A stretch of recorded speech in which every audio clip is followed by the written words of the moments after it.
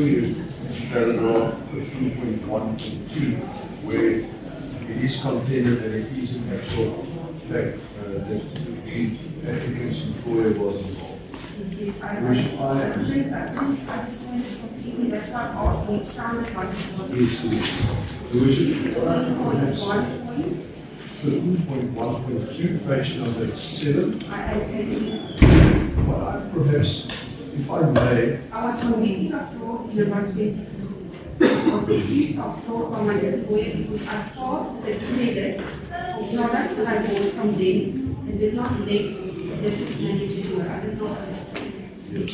So I do not know the details of the nature of the fraud and the theft, because obviously there was theft and there was a way as well. I think the message that I submit with respect that the current charge that she's facing does not consist of an element of dishonesty. I understand what you say with regards to the non-disclosure, that that charge has not been made yet, might be a different docket, and if the state then so wish, they can impose bail on that particular docket. Whether they're simply going to add a discount number 2, it might be withdrawn, I don't know. But that's for the trial court or even the next occasion, the magistrate will decide. And what is also important, that since 2015, she says 2015, I think the allegation is 2017, if I'm not mistaken. But I think the applicant makes it clear that she's not certain of the dates. 2017 was the assault. 2018 was the non-suspected. 2018 was fraud. Yes. The driving under the influence was 2009. Ever since she walked the straight and the narrow. That was the last, that's approximately, we're going to 7 years, more than 5 years, 7 years. And that's definitely also something to be listening. She's a well-known person, she's well-known within the community. I'm not going to repeat all the personal circumstances. In which it will be, unless there's anything else, I am of the restricted submission. In the face of the statement of pros and cons, in the face of the contents of the application, as well as the plausible, in my restricted submission, the plausible explanation that has been provided, that the accused discharge herself on the evidence that was involved. Yes.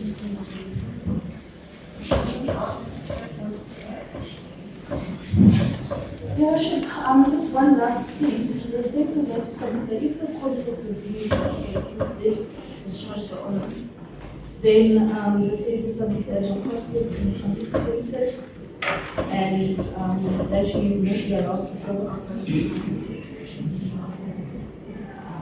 And all that the state would like to add to the decision. Okay, so I need to ask the state the reason for the delay. What is the investigating officer regarding the incident happened in 2019? I heard counsel say it's from a court case. It seems the matter has been dead. It's not been investigated anymore. According to the investigating officer, they were unable to trace the truth in this matter, and everybody will also have difficulty tracing anyone, the complainant. Yes, that is according to the investigating officer.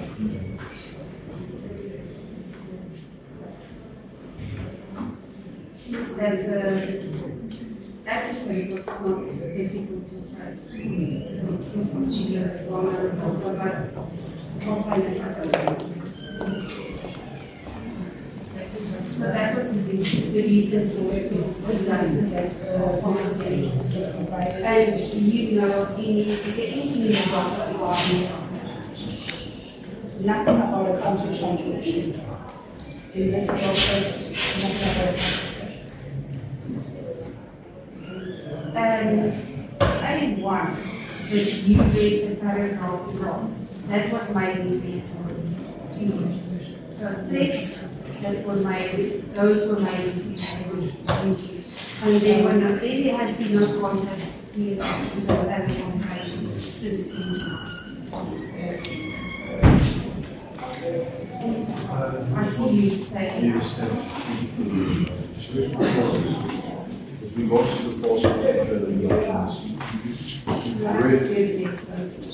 yeah. I see she travels outside of South Africa for work purposes.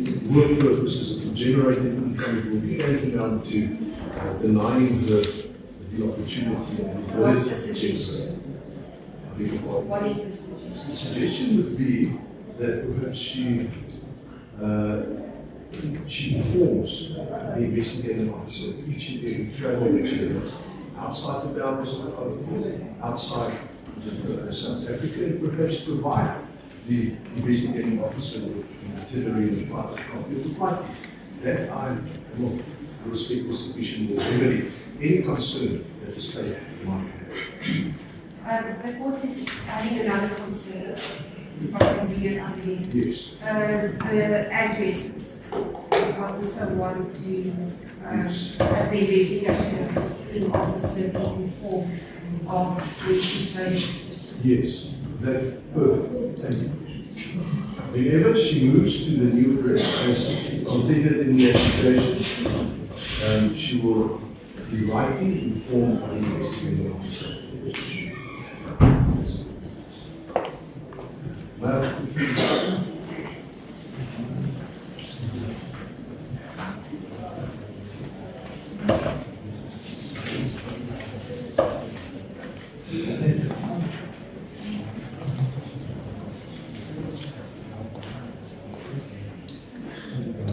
So the new address is also in the documents. We will just formally inform you that the applicant is intending to move to this particular address.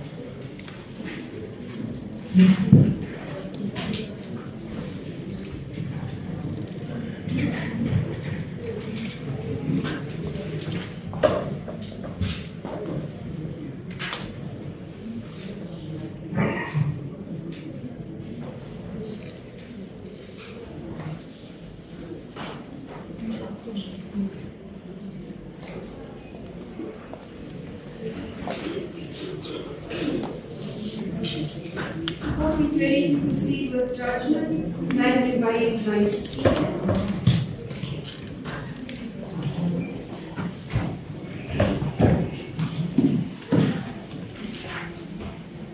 In an application for bail, the court is guided by section 60, subsection 480 of the Criminal Procedure Act. The state as a defence both agree that this is a Schedule 5 bail application, and therefore the court does not have to make an order in that regard. In the Schedule 5 formal bail application, the onus rests on the applicant to prove that it's in the interest of justice that she must be released on bail. The Constitutional Court defined the concept of interest of justice in State v. Maweni, State v. Gogo, and others, State v. Udedelwe, and State v. Udedelwe as the following: that it is a valid judgment of what would be fair and just to all concerned, and secondly, that the interest of justice must be interpreted to include, but not be limited to, the safety of any person against whom the offence allegedly has been committed. The court will consider whether the applicant, in terms of section 40, subsection 480 of the Criminal Procedure Act, A, endangered the safety of the public or a specific person, will commit in another Schedule 1 offence, evade the trial or is a flight risk, attempt to influence or intimidate witnesses, or conceal or destroy evidence, undermine the criminal justice system, or in exceptional circumstances undermine the public peace and security or disturb public order. The court must further weigh up the personal interest of the accused against the interest of the justice, and the interest of justice must be interpreted to include but not be limited to the safety of any person against whom the offence allegedly had been committed. Now, when the court considers subsection 60, subsection 4A,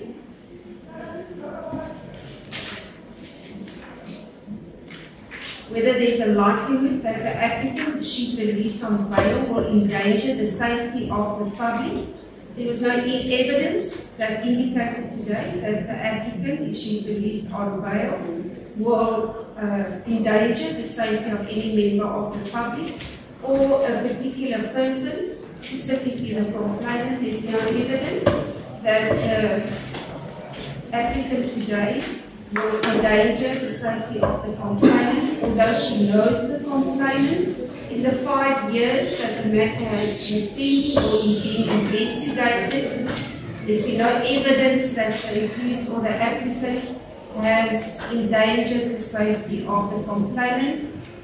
Subsection B, whether there's a likelihood that the applicant, if she was released on bail, will attempt to evade her trial. There's no evidence that she will evade her trial after she was contacted by her husband or by the police. She handed herself over to the Mondia police station. There was no indication that she will evade her trial. She has stayed for a period of, resided for a period of 27 years in Mondia. So her address is well known. Subsection C, whether there's a likelihood that the applicant, if she's released on bail, will attempt to influence or intimidate the witnesses. There's no evidence today that she will conceal, she will attempt to influence or intimidate the witnesses or conceal or destroy the evidence, as in her mind that this case was not even being investigated. Subsection D, there is a likelihood that the applicant, if she is released on bail, will undermine or jeopardize the objectives or the proper functioning of the criminal justice system, including the bail system. This matter was conversed with the counsel of the applicant today with regards to the fact that the applicant today did not disclose in her first appearance her previous convictions. In subsection 8, subsection A, the fact that the accused, knowing it to be false, supplied false information at the time of her arrest or during the bail proceedings. The applicant did not disclose during her first appearance that she had following previous convictions in 2009, on the 14th of October. She was convicted of driving under the influence of alcohol, and her sentence was postponed for a period of 2 years. In 2017, on the 29th of September, she was convicted of assault with intent to do previous bodily harm and was sentenced to 1,500 rand fine or 3 months imprisonment, which was only suspended for a period of 5 years. And in 2018, on the 24th of July, she was sentenced to 2 counts of fraud and 2 counts of theft from her employer, and she was sentenced to, in terms of section 2761H of the Criminal Procedure Act, and this was also not declared by the applicant. The state has decided to remedy this is to charge the applicant with a further count instead of just the count of assault with intent to give of previous bodily harm, to also charge the applicant with providing false information during her bail hearing. The council has also stated to the court that this was done during her bail hearing due to the fact that she was traumatized, and she then did not disclose this information to her legal representative. The court has accepted this explanation from the counsel and from the applicant, and subsection P, where in exceptional circumstances there is the likelihood that the release of the accused or the applicant will disturb the public order or undermine the public peace or security. There is also no evidence of such. Therefore, the court will grant the applicant today bail in the amount of 5,000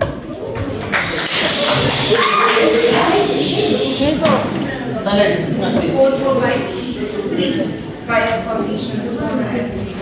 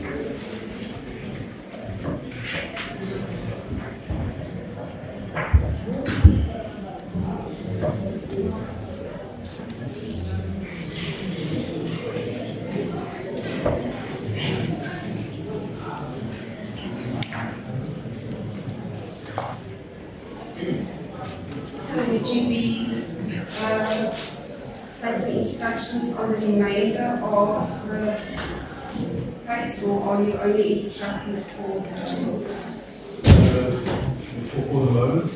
I will be requested to be excused, but my instructing attorney, Mr. Udedelwe, will more probably appear. And are with you arranging that for the investigation? Yes, no. More or less, how long will this take? We are looking at, I don't know if we are ready for copies or are we in for the investigation? What's the procedure that they do disclose for purposes of disclosure? Yes, we will disclose the date for copies and on these occasions. Ordinarily, when you leave the Republic of South Africa, you also have to inform the investigating officer of your date when you change your address and the address which you moved to. Do you understand? Thank you. 840, court number 2.